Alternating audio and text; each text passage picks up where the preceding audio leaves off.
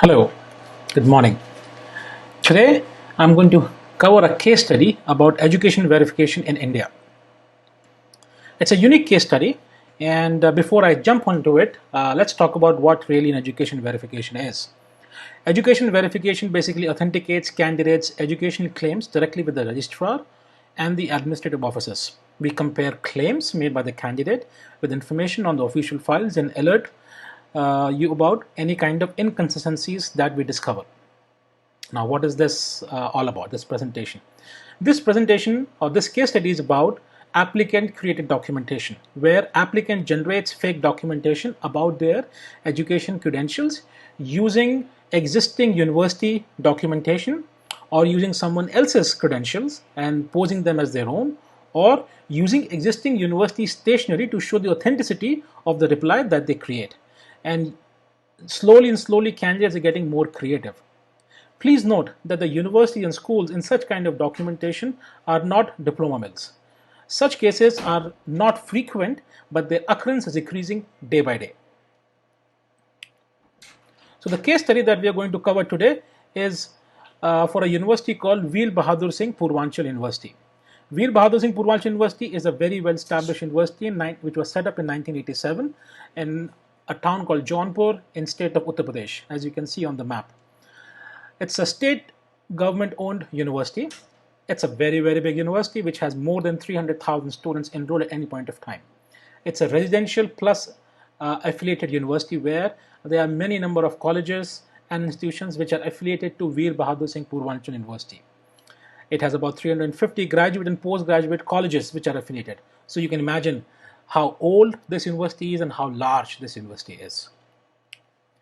So let's look at a timeline on this case study. So on 12th of July on 2013, we sent our request to the university with a certain candidate's documentation, and also we paid a university fee of about 200 rupees while sending the request out. On 6th of August, we had sent a reminder to our first request, which was sent on 30th of July to the university. Magically, on July 31st, we received a reply confirming the credentials of the candidate, but this reply was received from a post office by the name called Jhansi Post Office.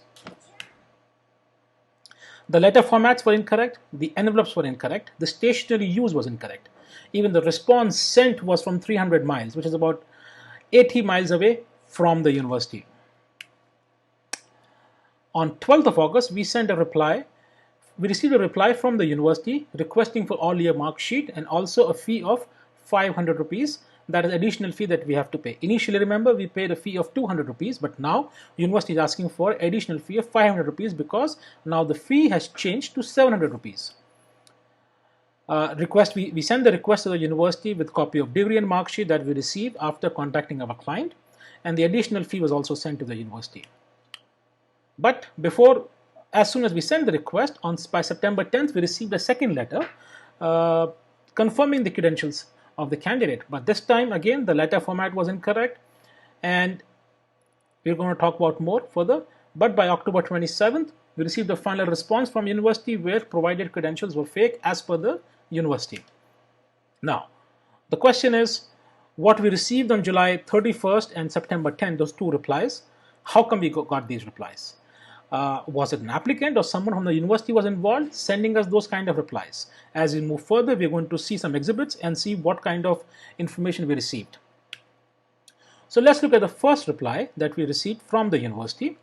Now, as you can see, the language used in this format is in Hindi. That's the national language and also national language of the state itself, of state of Uttar Pradesh. You can see on the top right corner, there is a number called 1861 that is called a control number.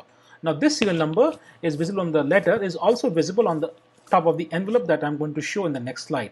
That is how they keep track of which envelope is with which letter, so that the letters do not get mixed up. Now the reply on the bottom of this letter is in Hindi, but it basically means that we are required to send additional fee of 500 rupees and all year mark sheets. Now what you see on your screen is a envelope scan. where on the top right corner again you will see a control number 1861, which is matching the letter that was sent to us inside this envelope, and this format of the letter is the official envelope from the university itself. Now let's look at the scan of response to the reminder request that we have sent. It's a similar kind of format from the university where the language in Hindi, the control number on the top is 2024 on the top right corner, which is a serial number which is mentioned also on the copy of the envelope that we're going to see following this screen. Again, the reminder says that we have to send an additional fee of 500 rupees and also all year mark sheet. And you can see the language that being used in this format is completely in Hindi. This is a scan of envelope that we maintained, and you can see on the top right corner it is 2024, that is matching the reply that was received inside this envelope from the university, and the format of the envelope is also similar to the format of envelope that we received in the previous reply. Now let's see what happened in these two replies that we received even before we got the actual replies from the university. Now the letter dated July 31st, the letter confirms applicant credentials. But when we looked closer on these documents, the format of the letter was incorrect, the envelope was incorrect, the stationery was incorrect, and the letter was dispatched 300 miles away from the actual university. Now let's look at this scan of reply. As you can see on the screen, the reply is completely in English. The format is completely different than what format we are used to when we receive replies from this kind of university. The stationery use is completely wrong, and so these were some of the pointers that we saw, some of the things that we saw on this letter, which raised our alarm bells, thinking there's something wrong with this letter. And then when we turned the envelope and we looked at the envelope more closely, you can see the way the address has been written. And if you look at the post slip or the post receipt at the back of the envelope, in a zoomed view on the right, you will see it was dispatched from Jhansi post office with a pin code or a zip code 284001. So as you can compare both the envelopes, the format of the envelopes are also completely different. So final response that we received from the university was that the letter confirmed that the provided document was fake and it was not as per the record. Now let's look at the response which was received from the university itself. This is a standard format from the university where they provide verification in a certain tabular format. Again, it is noticeable to look at the couple of different items that we want to highlight. One is the control number. Here the control number is 3120. Second, the language used here is partly English and partly Hindi because they had mentioned the name of the qualification and the name of the college that was mentioned in the provided documentation of the candidate. The documents clearly were fake and the record did not match, and the communication is Hindi, as of course that is the reply, and the language they follow at the state. Now let's look at again this is basically the third envelope copy of the university where they still mention the control number on the top right corner, that is 3120. In addition, you can see the format, it is very similar to the previous two different envelopes that we received. Now let's see what the second fake reply was. This reply was received on September 10th, 2013. Again, this letter confirmed the applicant's credentials. On a closer look, again we found that the format of the letter was incorrect, the envelope was incorrect, the stationery was incorrect, and this time letters were dispatched from Georgetown post office, which is about 70 miles from the university. So clearly something was not in the order here as well. So if we look at the format now of the reply that we received, now suddenly the format of the reply have changed. Now let's see what things that have changed. The reply is in two languages now, Hindi and English. The stationery is incorrect, the letter format is also incorrect. This is not the way we typically receive replies from Veer Bahadur Singh Purvanchal University. Now let's look at the envelope. The envelope itself is incorrect because again the format is, they have tried to come close to the format of what the university would typically send, but again the format they did not match to what the real format is. There was no control number mentioned on it. Secondly, if you look closer look at the receipt that was pasted behind the envelope, you could see it was dispatched from a place called Georgetown with a zip code 211002. This is 80 miles away from the university. So again, something was incorrect in the way the response was received. Now if we try and put all these three locations on maps, number A, or the pin number A reflects Jhansi Post Office, pin number B reflects Georgetown Post Office, and the pin number C is the actual university location, which is in Jaunpur. You can see the distance. This is graphically depicting how far these locations were, these cities were from where both the two replies, which were fake, were dispatched. It is to be noted that this university, Veer Bahadur Singh Purvanchal University, has a post office on campus. Because they have a post office on campus, hence all the letters can only be dispatched from their post office. And the reason why candidate decided to send from different post offices, because they cannot really go to the university post office and send fake replies from there. They would get caught.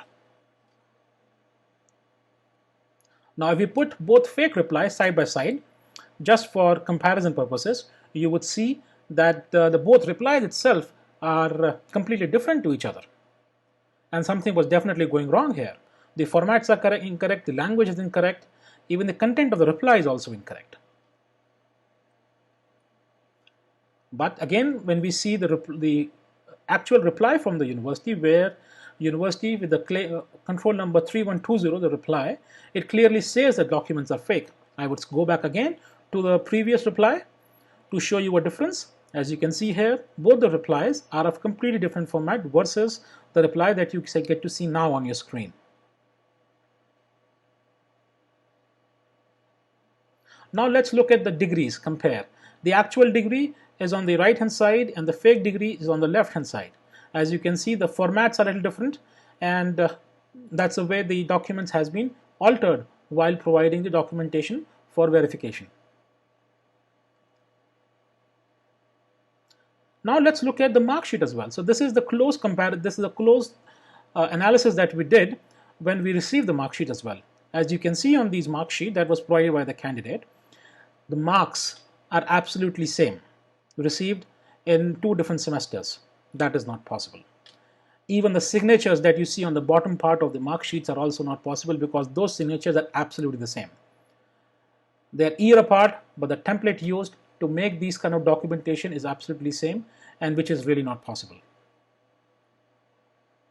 So the final update on the order was that the order was closed based on response from the university, and further we did not pursue anything on that, and we did not receive any more fake documentation or any other replies after September 10th. So the question is applicant or someone else from the university staff was involved in the entire process? Applicant has fabricated an entire education documents, and not only documents, applicant also got involved in their background check to get the best background check report sent to the background screening company in order to apply for a job or some other purpose.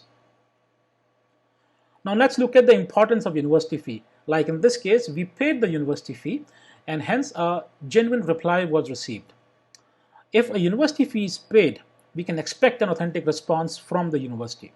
Though the turnaround time would increase, but expect the real turnaround time. It cannot be very quick. If the cases are fake, it will take some time for the verification to arrive. Your service provider should be able to support you with proof of verification, especially in cases of any dispute. If a candidate raises a dispute, your service provider or any company that you work with or partner that you work with should be able to provide you with a proof of verification and also proof of fee that is paid if there are any kind of disputes. It is important to follow business ethics and the right way of doing business. That goes without saying. The cost of verification is definitely going to get high, but the quality of verification is also extremely high. Once the university fees are being paid, your provider can also be audited. But otherwise, if you're not paying this fee, you would have different consequences. For example, your audit provider cannot be authenticated. The quality of verification is going to be low. Definitely, it's not an ethical way of doing business where you are not paying the university fee wherever it is required. If fee is not paid, you will never get a response from university because you have never paid the fee. So there is no reason for the university to respond back to you, or you will ultimately end up getting a fabricated response. So what are the lessons learned by this case study? Just because a reply is on some kind of stationery which says the list out university name does not mean it is an authentic reply. Your service provider needs to have a skill set to process correct background check. Remember, background check is a very, very important task that you are doing. And just because a reply has been received does not mean the job is done. It requires complete due diligence. It is definitely a time-consuming process. It requires certain kind of skill set, certain kind of knowledge, but it is important that your service provider has all that skill set. Please always pay university fee to get authentic reply from the source. It is very important. That brings end to my presentation today. I would love to hear some feedback and comments, or you can write to me at verified.amsinform.com. I hope you found this case study useful, and you can download the case study itself from the comment page. There's a PDF file that you can download, and you can follow that as well for education purposes. Thank you very much, and have a great day.